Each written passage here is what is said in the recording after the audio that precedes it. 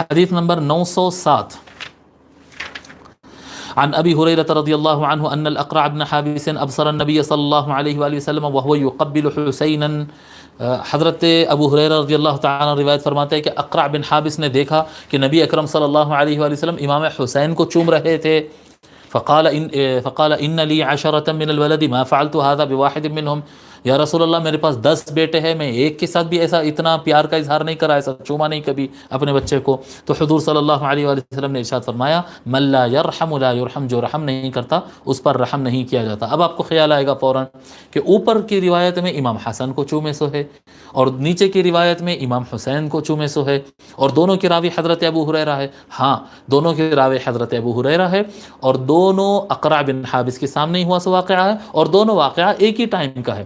حضور صلی اللہ علیہ وآلہ وسلم اکثر اپنے دونوں شہزادوں کو اپنے رائٹ لیفٹ مانڈیوں پر اس طرح سے، اپنے پیروں پر اس طرح سے بٹھا لیتے تھے. حضور صلی اللہ علیہ وسلم اپنے گود میں بٹھا لیتے تھے، اور ان کو ایک مرتبہ چومتے تھے، ان کو ایک مرتبہ چومتے تھے. تو یعنی روایت الگ الگ موقع پر کی گئی، لیکن ہے بات ایک ہی وقت کی، ایک ہی واقعہ ہے یہ.